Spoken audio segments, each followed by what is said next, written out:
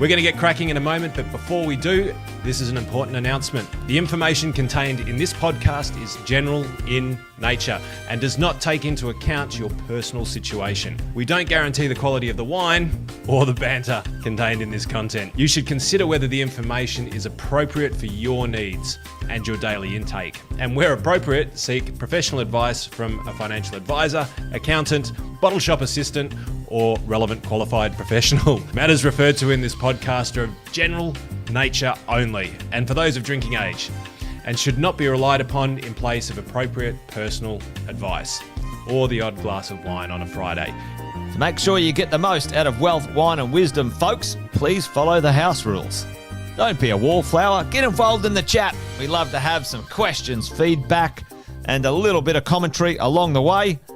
You give us energy, we'll have a good time. Make sure you pour yourself a glass of something wet to wet the whistle.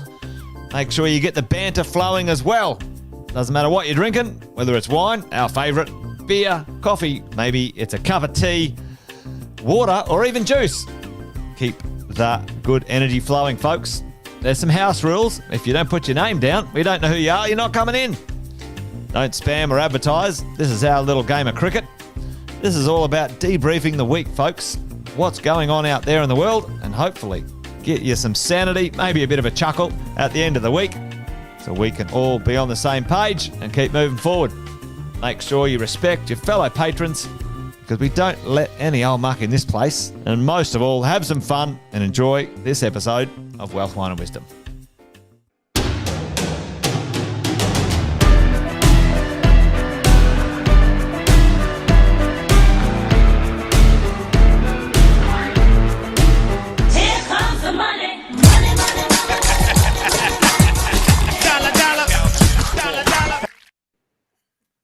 Fenton. Listen, where's the wine? It's not poured yet, but can they hear us? We can see a few people online. Hey, folks, welcome to... Oh, yeah. Well, there you go. Hey, hello, everyone online and everyone in the room. Welcome to Wealth, Wine and Wisdom. We saved up. We hadn't done a Wealth, Wine and Wisdom for about 2 or 3 months. Fenton had a baby.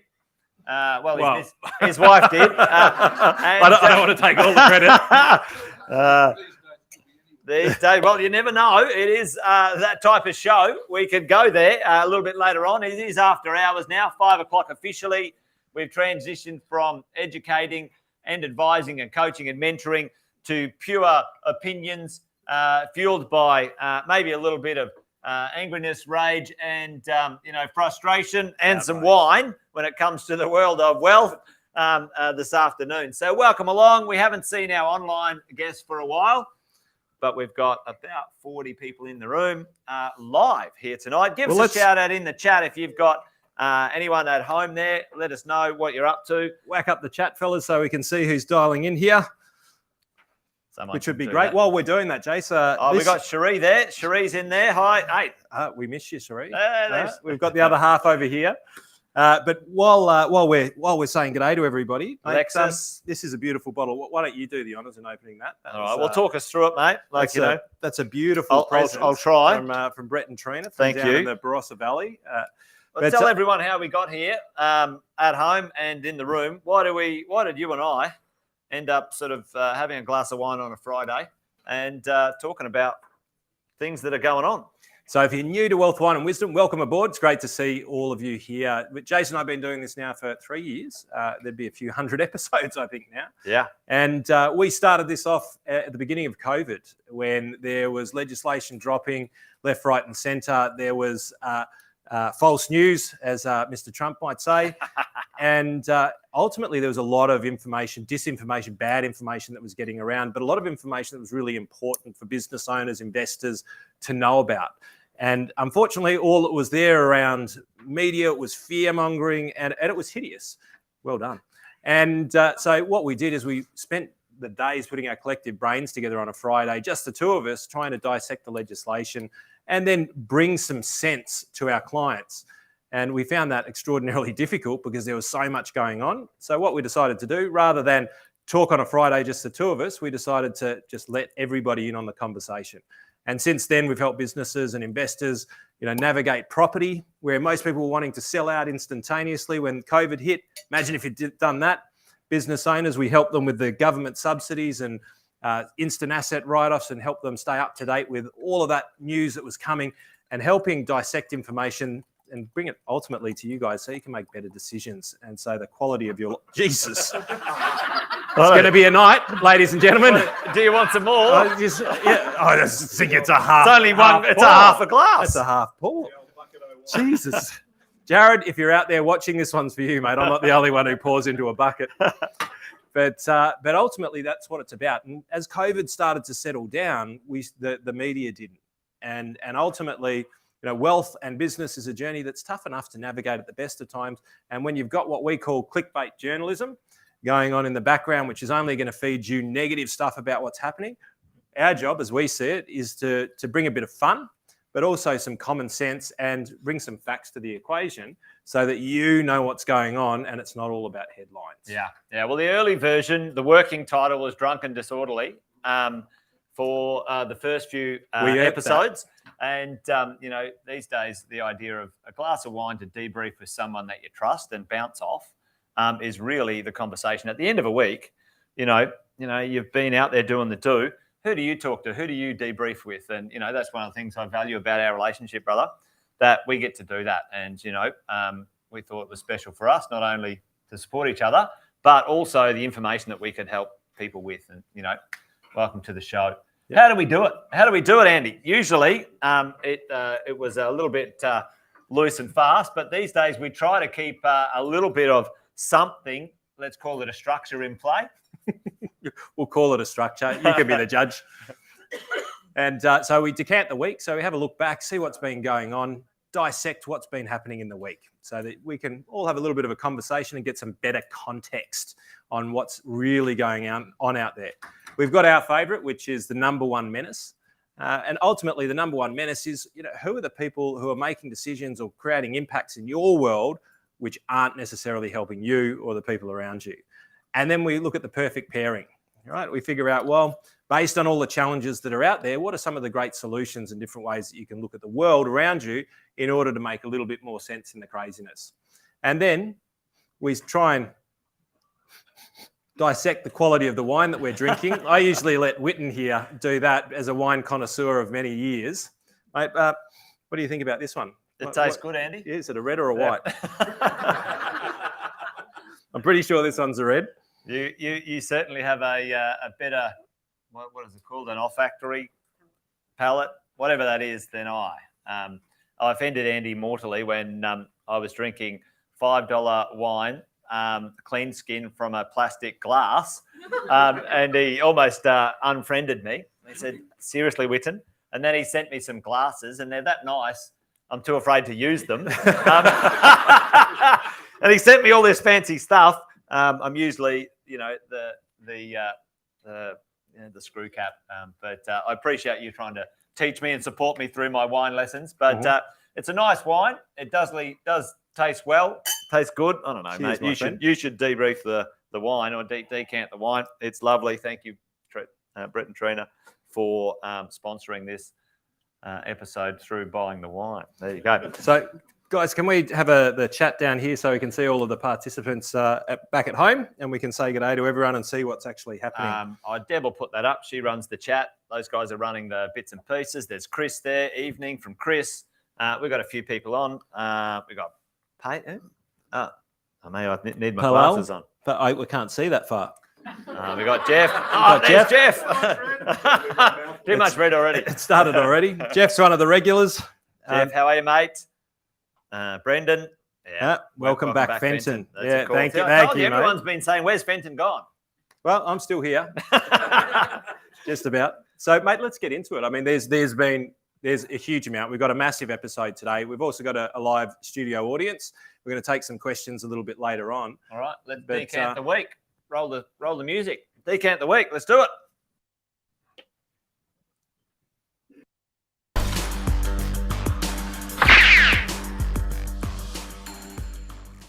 You didn't see well, I saw it online. Decant of the week. What's going on? Who's going to kick off? You going to kick off, or you want me to kick off? Mate, you kick off. Let's kick off. I've got mostly menaces on mine. You got the menace. Well, let's decant the week. Here's what's going on in the world of property, or the things that I'm sort of paying attention to. You can see up there. Australian housing. The widening gap, the crisis is there. No shit, Dick Tracy, right? Right. And, it's interesting. I better put my glasses on to sort of, have a little look at this. And you've got something about first home buyers in the budget, right? And we had a chat today. Sam came along and sort of had a conversation. Immigration, absolutely huge. The supply chain is broken. All right. Australia's new home development, new home construction, 10-year lows, right? 10-year lows. Now, you're thinking, 10-year lows, not a big deal, right? Okay. But what they don't say is, what was the population of Australia 10 years ago? Anyone know? It was 22 million, but it was close, right? So 22 million. What's the population of Australia today? 26 million. So it's a 10-year low based on 4 million more people than 10 years ago. Now, does that put it in better perspective? It's a disaster. We have never seen this in Australia's history, all right? And the pollies are keeping it pretty quiet, to be quite frank. Because they're the ones responsible. Absolutely. It's a disaster out there, folks, right? A record migration, 1.5 million new people into Australia over the next 5 years. 1.5 million. So take that as a percentage of the population, right? And then vacancy rates at 0.8%.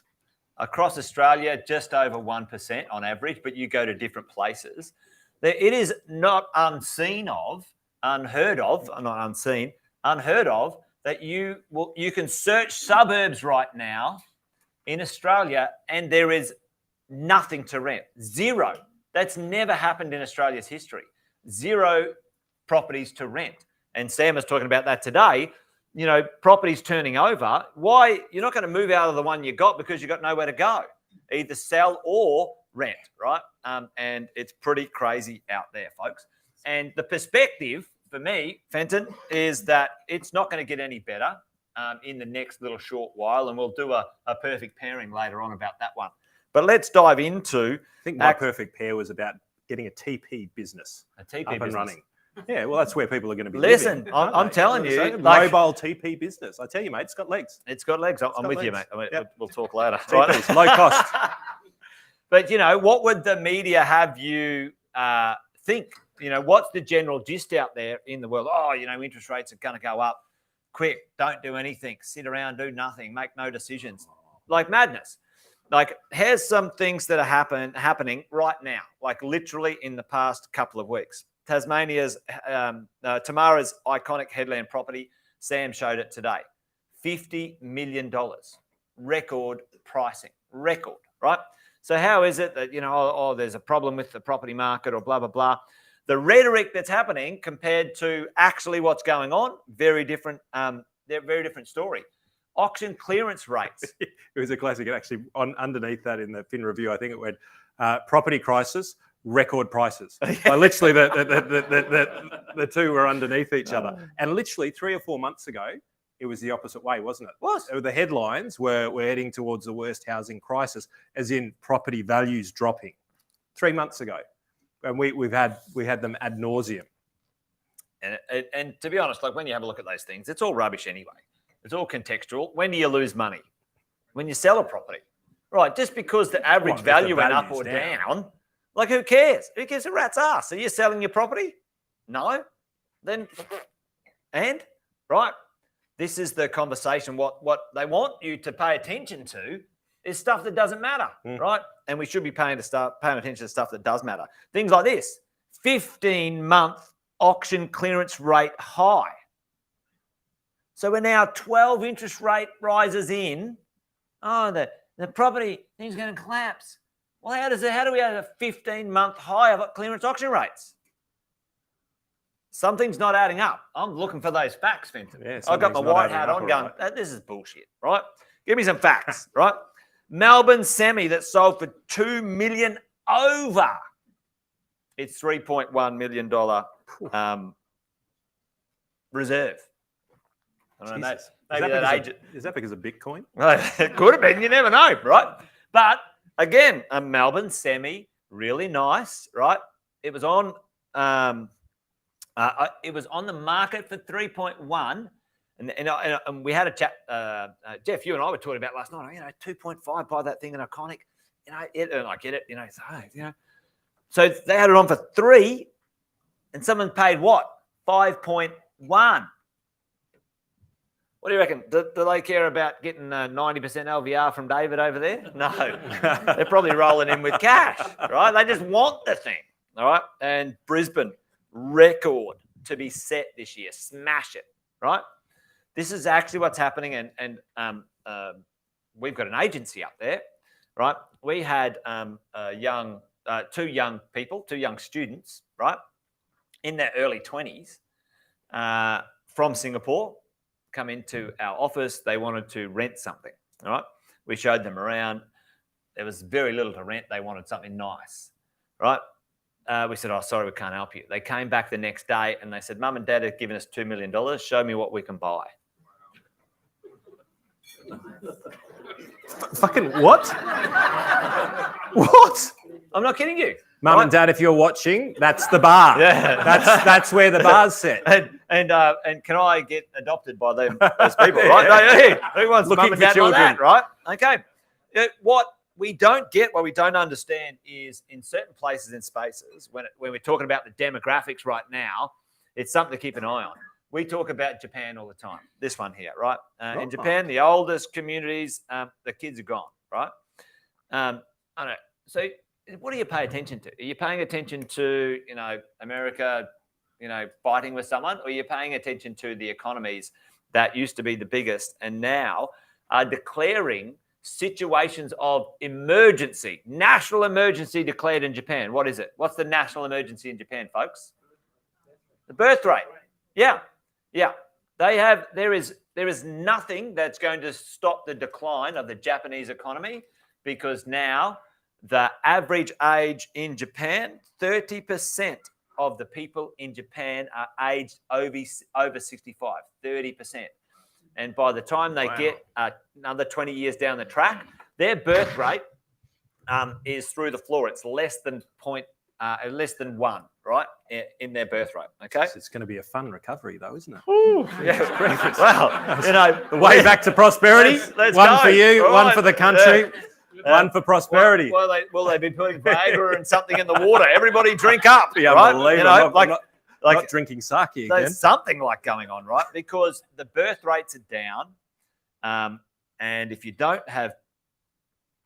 replace mum and dad, right? Even if you have 2 children, it's the status quo.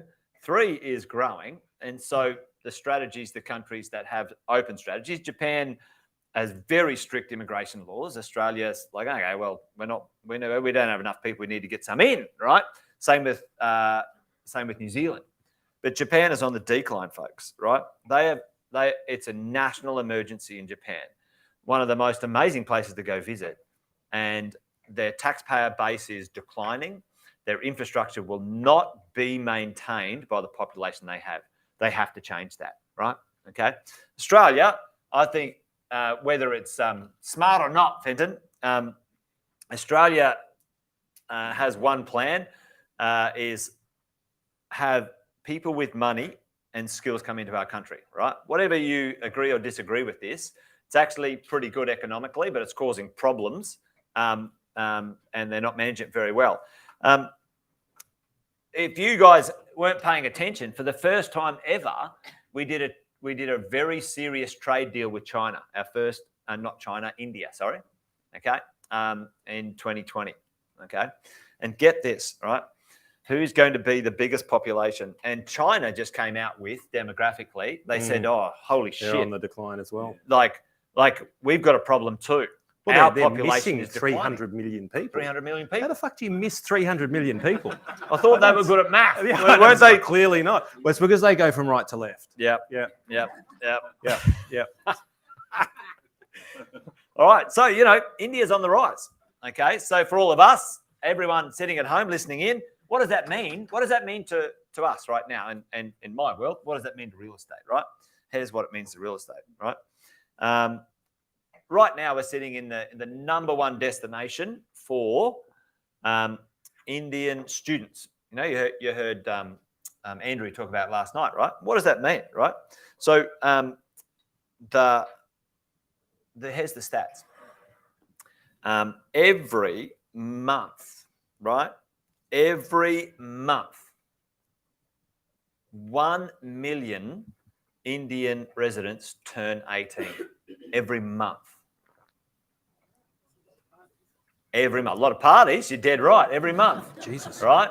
Australia is, and especially Melbourne and Sydney and then Brisbane, right, the preferred destination for education. We just got pipped by Canada. We used to be the number one and we're number two, right?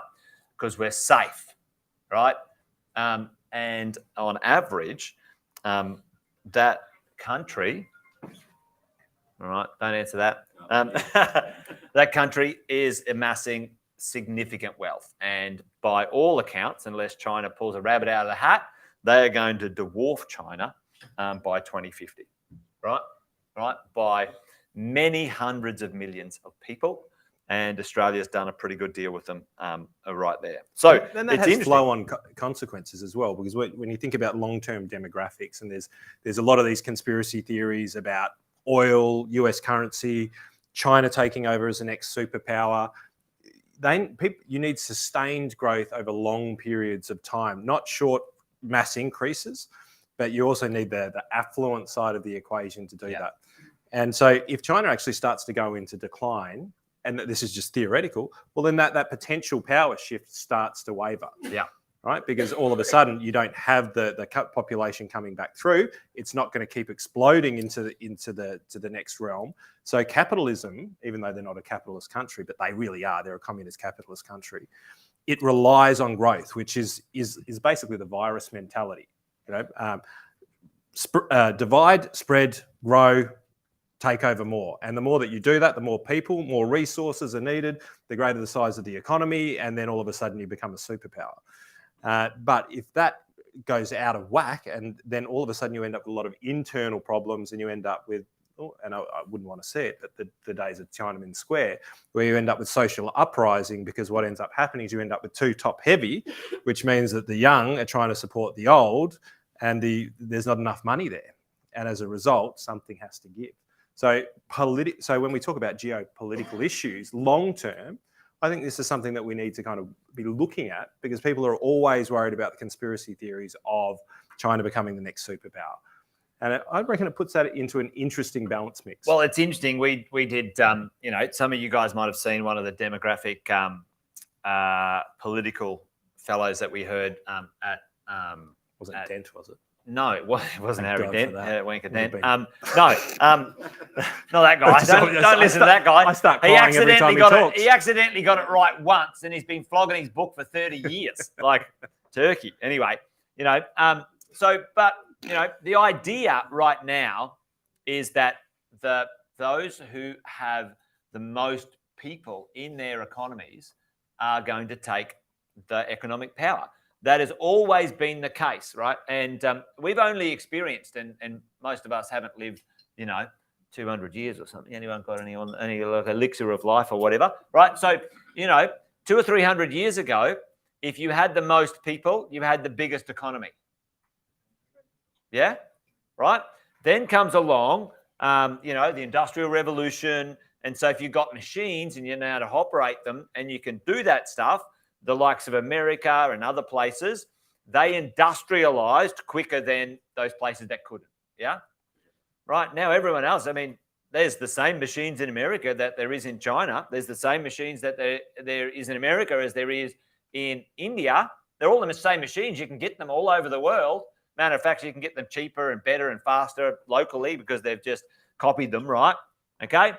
So now what's going to happen, they've got the machines, everyone's got access to the internet, or most of the people that we need to, they've got the stuff. Now what's going to count? The population. The population.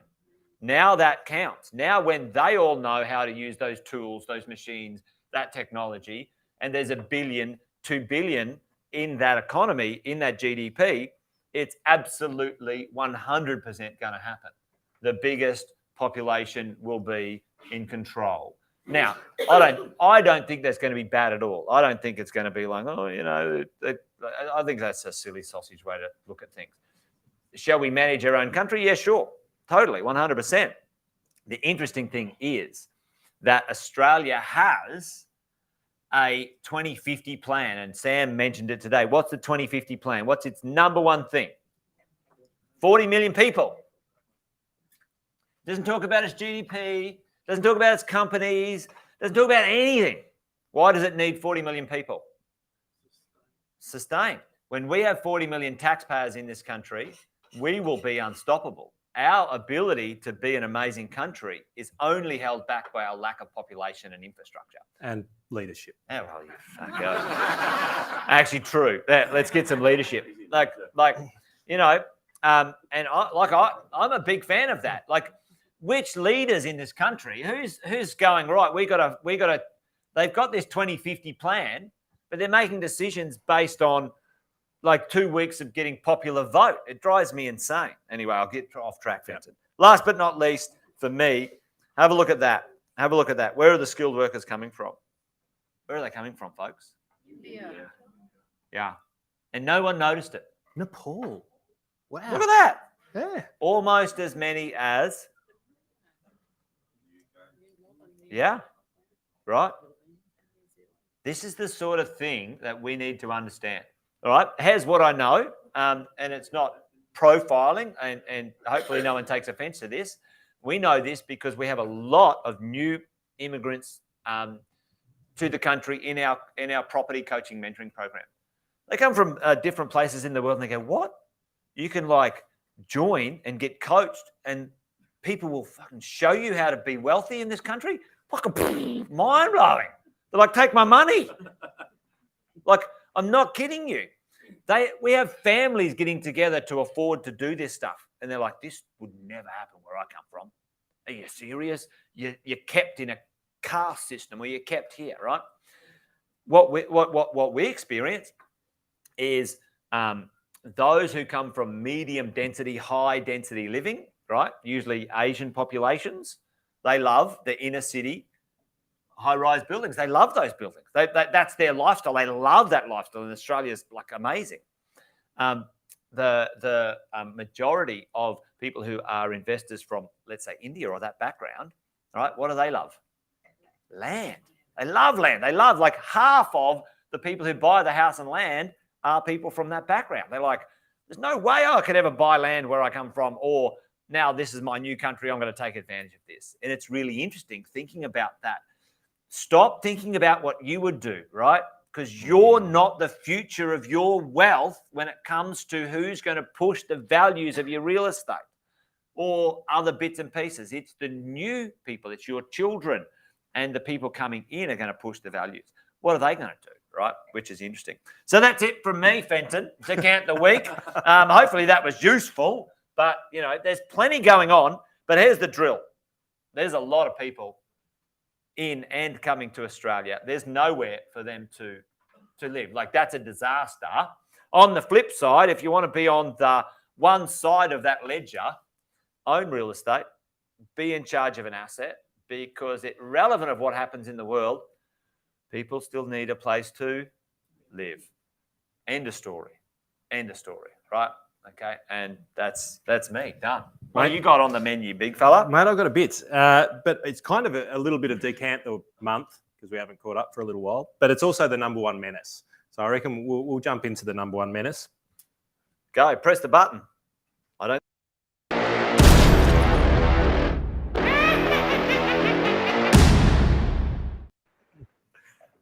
So if we jump onto my slides here, look, the number one menace, at it again. They never stop. We've got the government. And so does everyone understand that right now we're combating inflation? Does everyone get that? You at home, do you get that? So that all of the policies around should be focused on slowing down inflation. Would that be fair to assume? It'd be fair to assume, wouldn't it? I mean, the politicians are going pretty hard at it at the moment, aren't they? Are they? Yeah, well, they're going. Inflation is a massive, Let's massive stop issue. inflation. It's a problem. I think we've got some issues with your share slide, but you keep talking, and we'll sort it out, folks at home. Stick with us. Technical difficulties, but I'm sure the technical team will work it out. So, number one menace, obviously, it's the government. But let's have a look at this. So, no, they should be fighting inflation right now, right? Because interest rates are going up, and they should be fighting inflation. Fair to assume? Yes. Yeah, they want to get inflation under control. Arguably, would be the number one thing that they need to be focusing on. So what I'd love to share with you guys is all of the government initiatives that are around at the moment that are fighting inflation. All right? Are you happy? Can we talk about this? Is this a useful conversation? Because as business owners, when something goes wrong within our business, right, we go in there and we go, well, let's fix what's going wrong. Right? So let's have a look at all of the government inflation fighting initiatives. Right? So number one, first home buyers. Brilliant. Housing is getting too expensive right about now. So what do? We give people more money to go and buy more houses. So just help me out, Jace. What happens when you give free money? When you give people free money to go out and buy a house, what does that do to house prices, all other things being equal? Wow. It goes up, Andy. Well, it goes up, doesn't it? Inflation, no, they fucked that one up, didn't they? So, yep, inflation fighting mechanism number one. Their way of actually combating inflation is to give people more money so that they can then afford to pay more for a house. And then what happens to housing prices?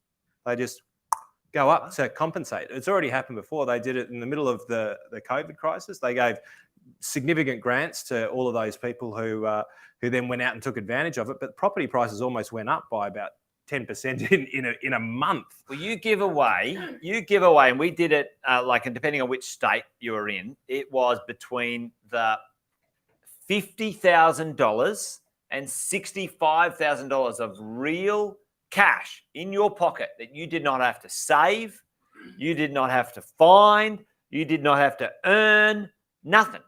$65,000, right? So crazy. Does anybody remember Gough Whitlam? Oh, yes. Oh, yeah, don't say it so passionately. he monumentally fucked the country for quite some time. But Gough was a great example of what happens economically. He went and raised public servants' wages by about 25% overnight and caused the greatest inflation spike Australia's ever seen. And that ended up causing Australia to have those 19% home loan rates. Right? Has anybody had a 19% home loan rate? Yep. So some people have in the room, right? Now you need a certain amount of ilk to have experienced that, but most of our parents have experienced that, and that was an absolute horrific point in time. I'm going to need the next one on that, right, just so I can actually see it. I'm sure you can fill in. But so, just what's my point? What am I even talking about? He's already had too much wine. All right, there we go. So Gough. So ultimately, that was the big test case, whereby if we give people more money, they spend more money, they buy more stuff, inflation goes up, we've got to get it back under control. So government's first initiative to fight inflation this year was to increase the home buyers again. So, yeah, not going to work. And how they increase the home buyers, you know what they did? I know you can't afford to buy yourself. So, you know what? Friends, family, or anybody who gives a fuck about you to get together. You don't have to be related anymore. Just get together with someone you meet and buy a house. Just somebody do something. 2 or 3 of you at least. Get into it. How's that as a solution? You know what? We fucked it up that bad that nothing works. So we'll just say, listen, just have a crack, whatever. I went out to Chase's last night, met this beautiful girl, and we bought a property together. Yeah. It was amazing. Got our first home buyers grant. So number one, not working, right? Initiative, they're talking it. And what I'm really going to show you here is the duality of what's going on, the irony of their talk, because ultimately political ambivalence, we've been fighting it for a little while, but everyone should get off their ass and actually start asking questions about this stuff of their ministers in their local areas. What's another one? To put more money in people's pockets, they raised welfare, didn't they? Yeah. They raised welfare. So let's just have a look at the second and third flow-on effects from this. So in a period of time where unemployment is at its lowest point or in the history of Australia, they raise welfare payments. Who's finding it difficult to hire people for you? Yeah, I mean, I am like this, right? I've got 20 jobs out, right? Can't get people, right? Okay, so maybe maybe we should, not give free money away. Maybe we should say, hey, listen, why don't you guys go to work, maybe, or put some more constraints around how it operates. And I know that there are people who need these measures in place, but as an inflation fighting measure, put more money into people's pockets. What does it do to the cost of goods? It goes up. So second initiative from one of the budget initiatives doesn't work as well. So they're doing well with their inflation. It's a good thing they're not firefighters, these politicians. Otherwise, the country would be on fire. So the next one, which is a classic. So this is going back to Gough. What have they done? They have raised the minimum wage by 5%. Raised minimum wage by 5%. More money in people's pockets. What does that do to small businesses who rely on that? Yeah, it increases their bottom line, what's the second and third flow-on effect from that? In times where costs of goods are very, very high, what is the 1 and 2 and 3 year effect on that? Yep. Less people employed, more businesses fail because they pushed up the wage growth. But what happens to inflation for the next 2 years?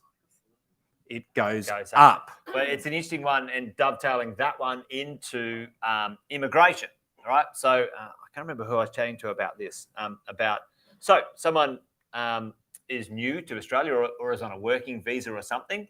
There's actually a ceiling of how much they can make, right? So you go, okay, I'll build something around that. And I'm pretty sure it was like $56,000. Yeah, cool. That was set, I think, 8-9 years ago. I can't remember the time frame. So and it should be changed because inflation and all sorts of things, blah, blah, blah. So it was set, and now in one foul swoop, it's going to go from 50-something thousand to, I think it's 72,000 or something like that. Was it $70,000? Right? So every single business who has someone in a role in that way, right, is now their cost, like do the math on that, straight up, right? And what does that do? Drive inflation, right? So, and I'm not against the idea that it should have been sorted, but you know what? The gutless, spineless politicians should have been indexing it every year, so everyone built their businesses around it, not like spineless, I will avoid that because that might get us a vote, right? And now when the tough times come, it makes it worse and worse and worse. It pisses me off. And this is a problem about the double talk. And this is what I think is so important, is that we understand the double talk, because you get peppered with so much BS, you start to believe it. So let's have a look at the next one. They've done really well. They're 0 from 3 now. So how's this? This is the most outrageous thing I've ever seen. I'll conspiracy theory this one. Land releasing. Oh, sorry, no, I won't do that one. I'll do the next one. So you would think, given that we've started to identify that we're in a serious property housing crisis, you'd start to think that maybe they go, well, what would be actually? Let me ask you guys, and in Zoom, what would be the first thing if you're a government and you go, well, look, there's online, not enough dwelling. It's online. Oh, Zoom, online. Yeah. Jeepers creepers. It has been very specific in here today. What would be the first measure that you would do? What was the question? I don't understand. If you had all of these housing shortages, yes. What would you do as a government? What would you do? If you were the government, what would you do? That's what I'd do. But maybe on one eye. I'd probably go a little bit further back. What do you need to do? What you'd stop people from coming in, but release land, cut the red tape. Yeah. It takes on average about 7 years to go from greenfield to something that can be developed, and then it needs to be developed. So if you understand right now that we've got a massive shortage and there's a big problem, wouldn't you start to do initiatives about releasing land? Do the one. What was the budget and the wording in the budget? We're going to support rent to build or build to rent. Well, see, that's my last one. Oh yeah, okay, yeah. That's my last one. I won't steal it. But let's go there anyway. So what they're doing right now is they're not releasing more. You'd be going, well, if we're going to screw it up, let's at least screw it up so that it creates a different problem down the track, like maybe an oversupply. But at the moment, they're not even doing that. Too lazy. Not too lazy. So what does not supplying anything to a system that is demanding that do? So if you've got a scarce resource and you hold it back so there's less of it in the system, what does it do to the price of it? Puts it up. Puts it up. Inflation measure number 3, nothing in the budget, not fighting it. I'm going somewhere with this. Victoria. You know what they did? They said, listen, let's spend $5 billion on building some missiles. Yeah. What's that going to do? That's not going to help housing prices anyway. Keep going. Well, it'll help shoot down some whales.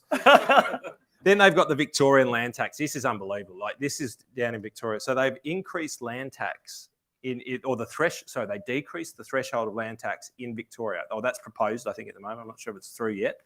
They took it down from $300,000 to $50,000. Has anybody seen a parcel of land for sale in Victoria for $50,000? You might be able to get a salada, right? Somewhere on the beach, a little salada.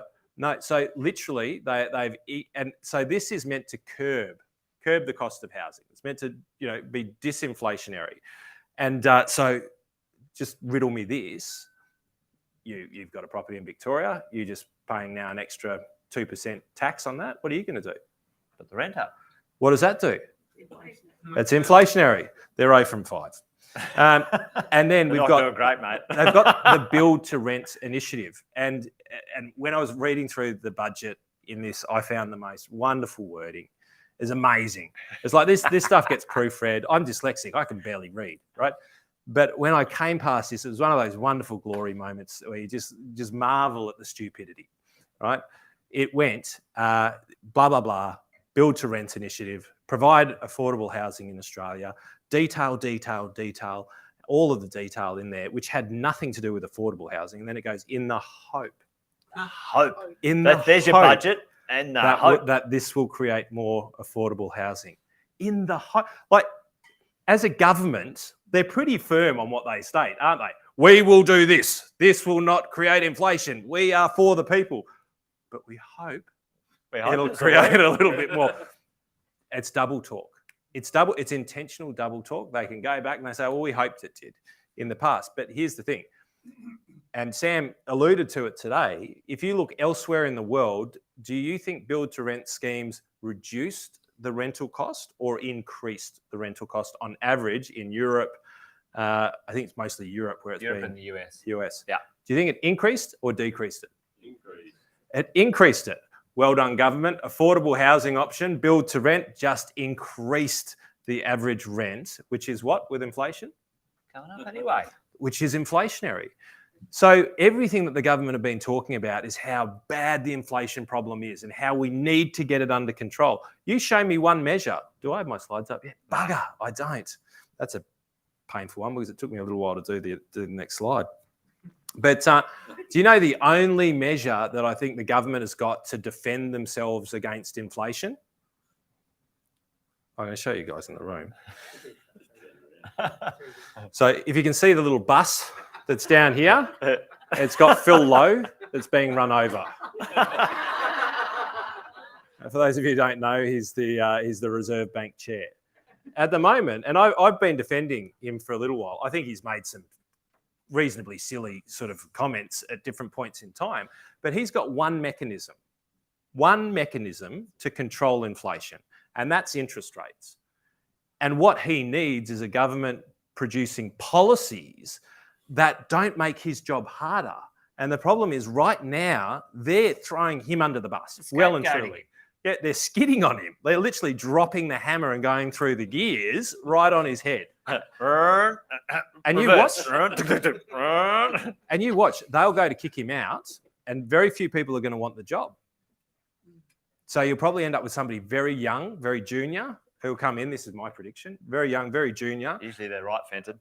Who will then go in there, and that person will be a patsy for a little while because ultimately he's got one mechanism, and inflation's going up. He's putting interest rates up. He's trying to fight inflation.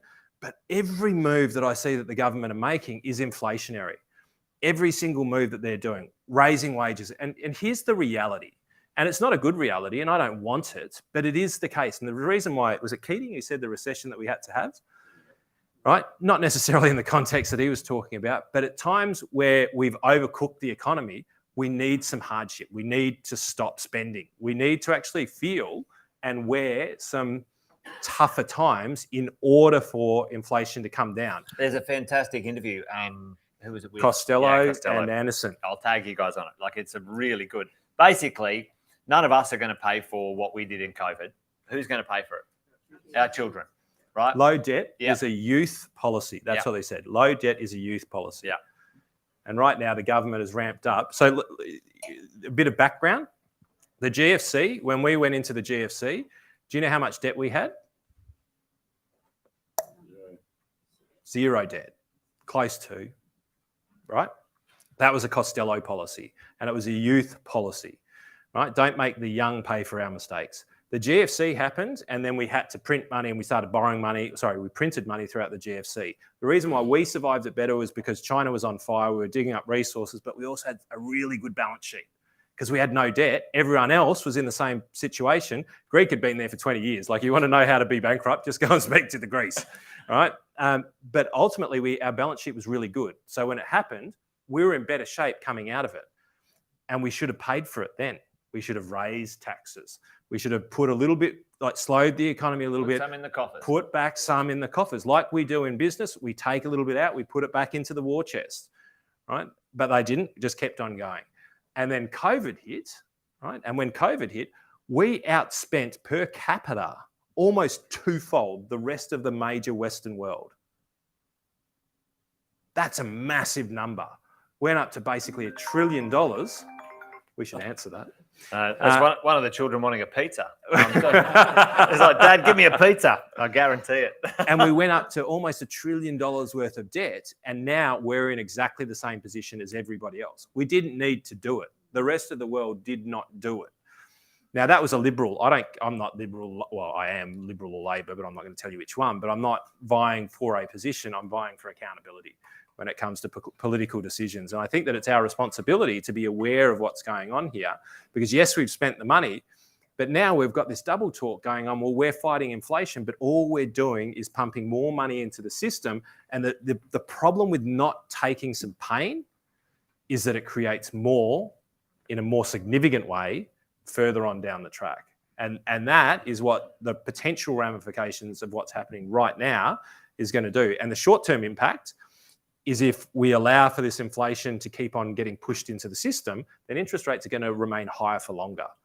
The problem is they're saying, well, you fix it, Low, and Low must just be sitting there going, you have got to be joking. Well, let's talk about that one, because most of you might think I would prefer lower interest rates. I do not, right? Because when we had low interest rate, what happened for 10 years to our rents?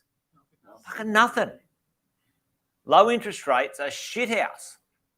They're bad for your income, right? Okay, 5 to 6% is good, because you know what happens? Rents go up super consistently, right? Okay, values are detached from rents because of other things, right? You know, desirability, all that sort of jazz, right? Ability to borrow, disposable income, blah, blah, blah. But ultimately, at some point, many of you are going to have a significant amount of your income generated from real estate. Might be 50%, might be more, might be less, right?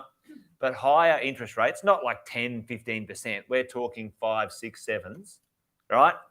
Actually are very, very, very good for your rents because you put the rents up.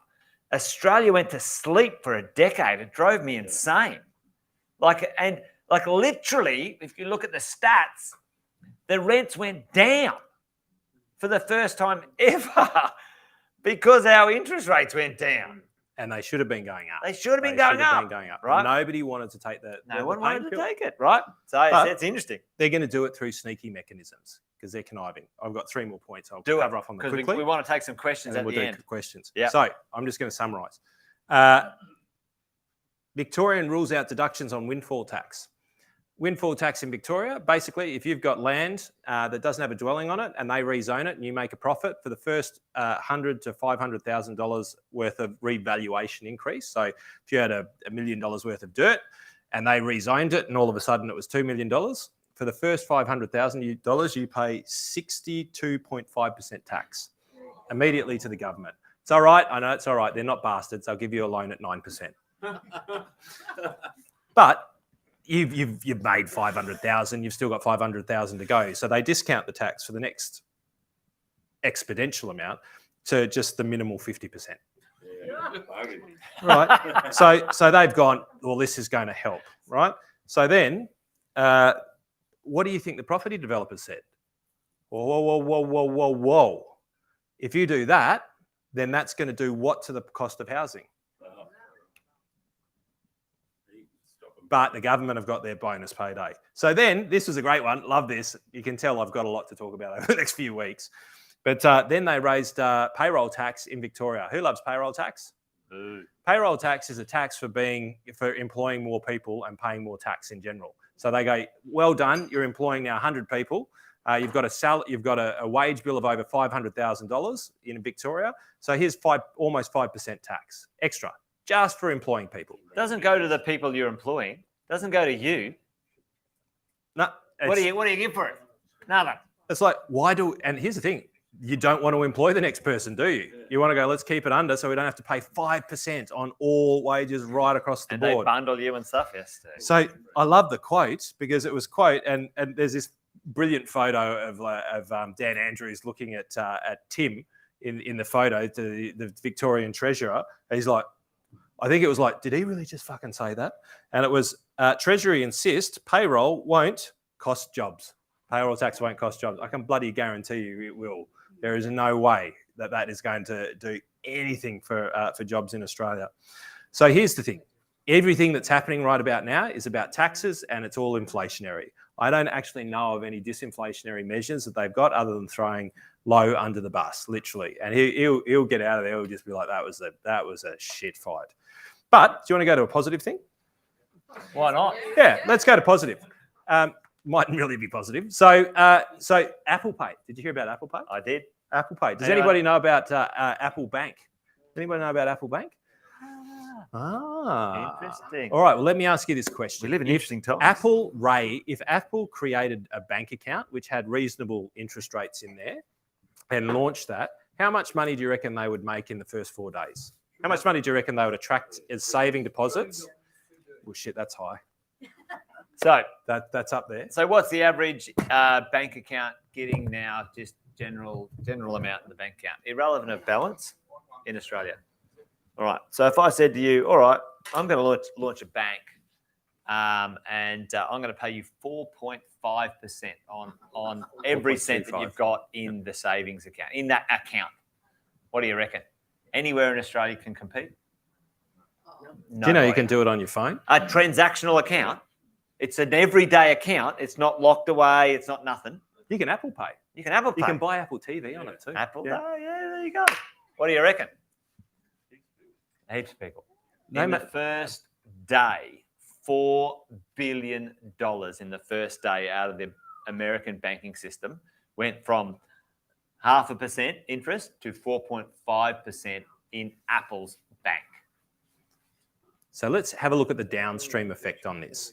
One of the big things that I'm worried about in Australia right now is the fact that they're looking at the franking credit system. And in this room, we talked about franking credits, right? And we'll talk a little bit about it tomorrow. One of the reasons people invest in Australia is because we have a dividend franking system, which basically means the company pays tax. If you're the company, you make a $100 million profit, you pay, I'll pay 300, 25 or 30% tax. 300 million in tax. You'll pay 30% as a large company listed on the stock exchange. Yep. You pay the extra 30%. Now, when you distribute money to your shareholders, because you've already paid tax on that money, when that money comes back, if I've got $100,000 worth of dividends, it comes with a $30,000 tax credit, right? Because the money has already been paid, the tax has been paid, so you get 100 plus 30. So $130,000 kind of comes across to you, and then that gets put onto your tax Part rate. of the central tenet, the foundation of Australian tax system, is it's illegal to be taxed twice. But that didn't bother most of the state governments a moment ago. But anyway, we won't go there. So now that they're exploring, but this is very much linked to Apple Pay, right? Because if one of the reasons they invest in Australia, one is safe, right? It's safe. But one of the reasons it's safe is because people want to invest here and we've got a good banking system. But it's also the franking credits because they're incredibly attractive. So let me ask you this. If the franking credit system didn't exist, right? So you didn't get that franking credit, you got the $100,000 is what you got, and you had the choice of investing in Apple Bank or CBA, who would you invest in? But there wasn't a single person who said CBA in the room here. Right, and here's my real issue, and what's happening at the moment is they're toying with the franking system. And whenever they start toying, it's usually a sign that if we start manipulating this here, then it's like a gateway. Then we overhaul and people won't notice subtle changes over time.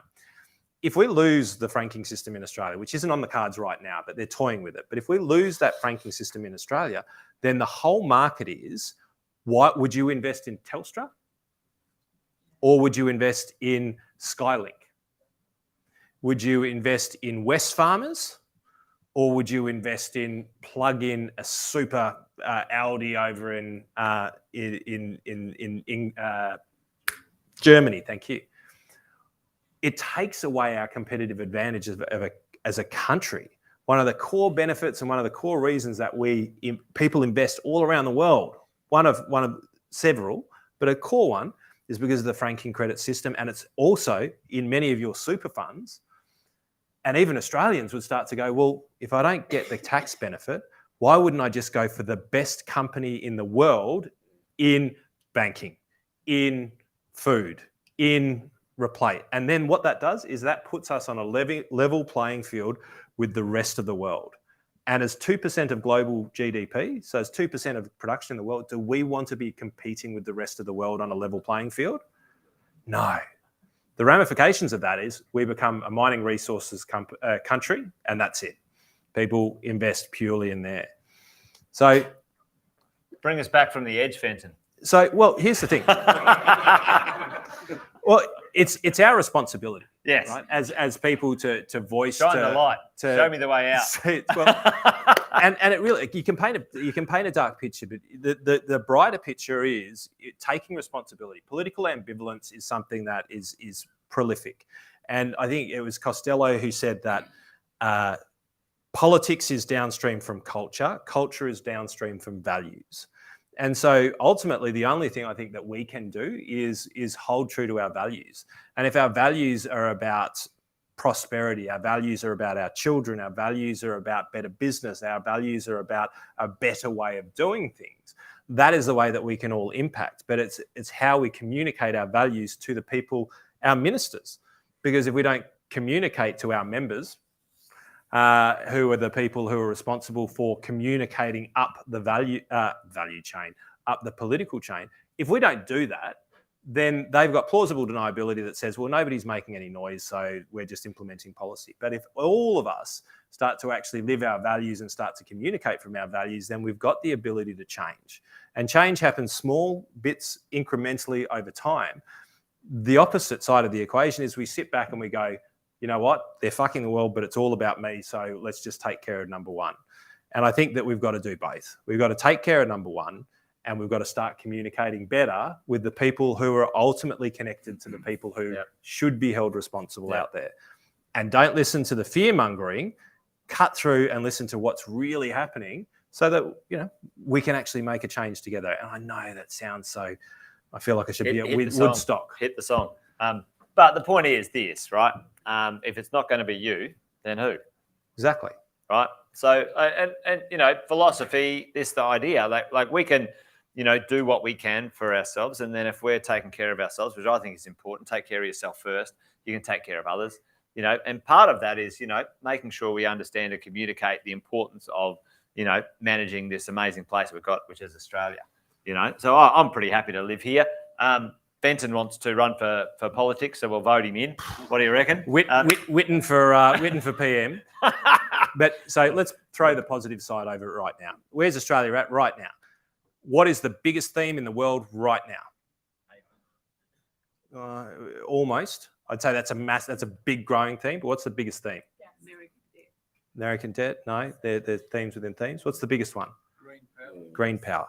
100%. Australia is one of the best positioned countries in the world when it comes to green power. Nickel, palladium, rare earths, we have got it in spades. Yeah. The reality is behind us, what's pulled us through the GFC as well as low debt was the mining boom. That was steel, that was copper, coal. Yeah. But we've got zinc, lithium, we've got lithium, nickel. we've got rare earths. Yeah. the mining resource sector, you see people going, no, the mining resource sector in TAF, and I saw it in the Fin Review, bullshit. Everybody that I know in that sector right now is drilling, is going berserk, finding new deposits. They are about to double down in this world. And that has the capacity. It's amazing what's going on over there. Like we went into the Qantas like there was a sea. Like I've never seen this in my life. It was amazing. You guys probably experienced it when you're over there. Like the fluoro, the orange and yellow fluoro. There's no business people traveling around with their business ties on. It's just like we look like a bunch of tossers. We look like some tossers. We're like, we don't. Which one of these things don't belong here? It's like us, you know. I know we're going through. They've got. Do you have metal boots? It was like, fuck, really? Metal boots. So it's interesting, right? So, it's going gangbusters, and what they're doing politically right now, as well with housing and stuff like that, it actually only screams opportunity. There's obviously, sadly, like, and I want to preface this, it screams opportunity for those with the ability to look past the bullshit and those who've got some resources to take an opportunity when they see it, right? And so, you know, put this in perspective, like in my world, we were talking to our, you know, world of property investors, like owning a property in Brisbane within 20 kilometres of the CBD for under $500,000 a house, like, was going to be extinct. It's like, it's never going to happen, right? And 5 or 6 years ago, that was completely possible, right? You know, within 20 kilometres of the CBD of Brisbane right now, a house less than $1 million is almost impossible, right? These are the things that all of us, opportunity, if we understand what's going on, or we sit on the sidelines and see some things and look for maybe the negatives in it, right? So why don't we take some questions, Fenton, before we whack lyrical and wine takes the sideways right-hand turn. 100%. Let's do a couple of questions because Debs is going, yes, take more questions. Yes. Oh no, Deb's saying, get off, Whithead. Get off. What's our destination for going out tonight? Oh, our time frame. We've got to be downstairs back at Auckland Park. Yep. 6:50. 6:50. All right. If you want to leave and get clammed up. We've easily got 30 minutes of questions, don't we? All the blokes are going, yeah, mate, we got 45 minutes. The ladies are like, shit, I need some more time. Anyway. All right. Well, why don't we just leave it for there? Tomorrow. Let's do 2 questions because we haven't. Let's do 2 questions. But if you want to leave and get clammed up in the room, you're more than welcome to leave. All right. Let's take 2 questions and then we'll finish it, Fender. All right. Go on. Down the back. G'day, Andy. I'd like to get your insights into a perfect pairing. Norway and its multi-trillion-dollar future fund from the taxation from their resources versus Australia and our SFA from the zero taxation of our resources. Oh, that's easy. Good move, bad move. Look, I'm a big fan of Costello. I got to actually spend time with him. I wouldn't call us mates, but I got to learn from him. And you know that conversation. I urge you to watch the interview with John Anderson and Peter Costello because it speaks to this in droves. And I said it before. He says that politics is downstream from culture. Culture is downstream from values. Now, when you look at Nordic countries and the way that they operate, their values system is around community. Their value system is around country, right? And I don't want to get too contentious here on the Australian views, but in Australia, it's not uncommon to say that, you know, Invasion Day, right? As an example, I don't want to go into too much about that, but people persecute Australia for being who we are. Every single country in the world has decimated the population that lived there before they took over that land. So let's understand that universally, from when there was 1 or 2 people, that every country was taken over basically by another country. Now, that's not nice, but that's the reality of the world. But when you look at Australia as a colony, Australia has done incredible things. It is the most successful colonisation in the world, right? And when we start looking to ridicule our past rather than embracing the great things that come from it, then our values get lost. And when our values get lost, then we care less about the outcome, and it becomes more about who? It becomes more about me, not us and we. And as business owners, we're always talking about we, not I, not you, it's us. And if I was to look at one thing, because the politicians respond to pressure from people, right? Now, they can cultivate a toxic culture and a toxic value system, but it takes time for that to happen. Now, when you do go over to Scandinavia, there's a very different value system, right? Their alcohol tax is through the roof because of suicides and things like that that happen in the winter months, right? And they value the work that they do. They pay their taxes. They have an incredible education system where you can go to university basically your whole life until you find your way in the system. They've got a value system that's built around this. And in Australia, somewhere along the lines, we've lost our values as Australians. And as a result, we've allowed the good work that we do as people to be squandered in the taxation, and ultimately it's by the politicians, right? But they're not solely to blame. There's a cultural value shift in Australia. And my belief is, until we can fix that, then it's a me system, and we don't prosper in me systems. Does that make sense? Me versus we. Yeah, me versus we. There's another country in the world that's a we system, which is Singapore. Anyone know Singapore? Pretty cool country. You go there, what's the tax rate in Singapore? Anyone know? 15%, right? Yeah, okay. So over there, anyone who earns up to, I think it's $75,000 now, pays how much tax? 0. All right. Okay. The sovereign investment of Singapore makes that much money investing around the world. Each citizen every year gets between $5,000 and $8,000 back from its country's investments around the world from the taxes we put in. Right. So it's really interesting. You ask about, those other countries. There's some pretty good examples of that stuff. And I think when the money's spent invested well, right? Yeah, and actually delivered back, people don't mind paying the tax. Yeah. So, if we all said, a 30% tax, but what happens? We buy all these investments. We're smart about what we do. And every year, you as an investor in Australia's future with your taxes gets a return on it. You'd be like, yeah, actually, it's not that bad, is it? Right. But if you feel like that it's a disadvantage, it's an interesting one. There are great examples around the world to aspire to. And one of those is, the one you mentioned in Japan, and not Japan, but Singapore and other places. They do really well with their economies, with the money. Yeah, I agree. I don't know. Other than moving there, we've got to take care of where we're at, don't we? Really, Australia, moonshine. Huh? Any other questions? We'll take one more because we've got to get going. Dr. K, I'm just still confused. Like, the question is, why are we not taxing our resources to make a future fund for our country like Norway has done? I thought you sort of thought it was the allocation of the tax that's already in place. No, why are we missing out on creating a wonderful future for our people? Because we got with a resource that is finite. There's a link there, right? And the link that's broken is the allocation of the resources. So the challenge right now is that we can tax everything, right? But if we do not hold that money and spend it well, it's just good money after bad.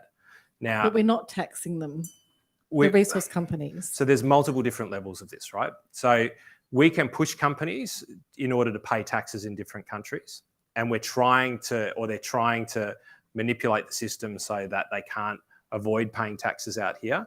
But typically, larger companies are smarter than governments, right? And as Kerry Packer said, what's the saying? You get the A-class students work for the C-class students, and the B-class students work for the government, or something like that. Like, often, the entrepreneurs end up employing, unfortunately, maybe the smarter people in that sort of space. But and we can tax them, but ultimately, if that tax money isn't reserved, doesn't go into a future fund right now. And I think that's the big question. It's like, where does the tax money go? Where is the tax revenue going? In Victoria, it's gone into Eastlink, that turned into Westlink, that turned into Northwest Link, which is now linking nothing. But it's been multiple billions of dollars that has just been pushed straight down the drain. And so The problem is we can tax the companies, but if the allocation of those taxes doesn't go to a good benefit, that's the second challenge in there. And so I'd go, well, look, let's not tax it if we're not going to use it to better good, because at least BHP and a few of these other companies will actually be employing people in Australia. It's not a perfect solution. And I think it's a much, much bigger conversation, because ultimately, if we're digging it up, shipping it out, we should be savouring what we then take from our revenue in order to build better futures. But that is multi-leveled, multi-layered. No, well, we don't make legislation. And again, this is wine-fueled opinions. I think the politicians are spineless and they don't have enough vision, personally.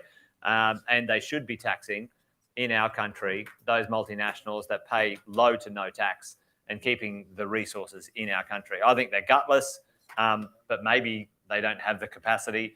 I'm completely uneducated in that level of thinking. Maybe we could ask old Costello one day to come on our podcast one day. We'll get him here at Wine and Wisdom and see pick his brain. Oh, I think he'd reject with great glee. Well, you never know, especially if he watched us calling them the number one menace. But listen, let's call it a night.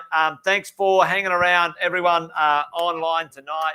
Thanks for you guys hanging out and listening to our wine-fueled rants. Logistics, Deb, quickly. Before we do that, let's say goodnight to everyone. Thank you for joining us again. We promise to come back with more Wealth, Wine and Wisdom to unleash more of these topics of conversation over the coming weeks. All right, those in the room. Deb, what's the logistics? Thanks for watching another episode of Wealth, Wine and Wisdom. Make sure you like, subscribe and turn on the notifications so you never miss a thing, folks. We'll look forward to seeing you next time. Debrief the week with Wealth, Wine and Wisdom. Every Friday at 5 p.m. Victoria and New South Wales time. We know that Queensland, South Australia, WA have different time zones, as does Darwin, but we're sure that you can do the calculations depending on whether it's daylight savings or not. You can also catch up on all the episodes wherever you get your podcasts. Make sure you check out the Positive Mentor podcast from our 6-star team at positivementor.com.au.